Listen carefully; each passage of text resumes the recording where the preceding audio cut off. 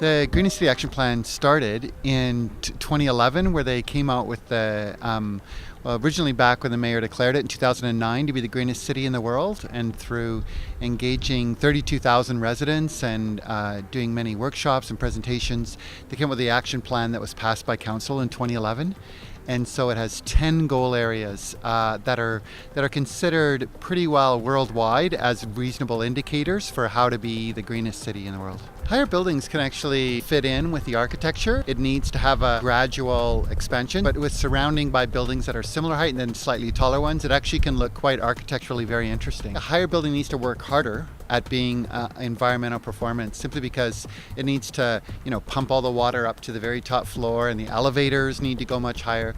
But if through passive design and through good design technique, you can really reduce and make a higher building perform far better than a typical practice.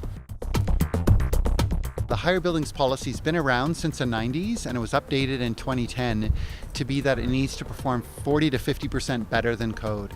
So we've actually have 6 proposals since the new policy was released for higher buildings, and all of them have had proposed targets that actually met that standard of performance that was actually, or proposing to meet that within the rezoning application.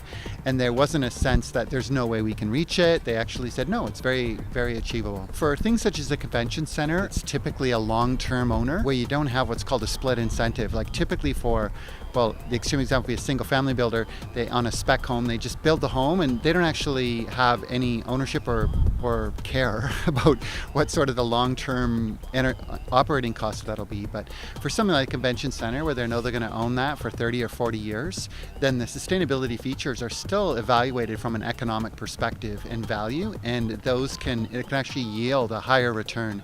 One of the presenters here showed how they did a study of 100 LEED buildings. It was a seminar before mine, and done through NRC, a very detailed scientific research study, and showing that the LEED buildings were performing 25% better than typical buildings, which means that it's really essentially in 4 years they'd essentially offset their total operating costs.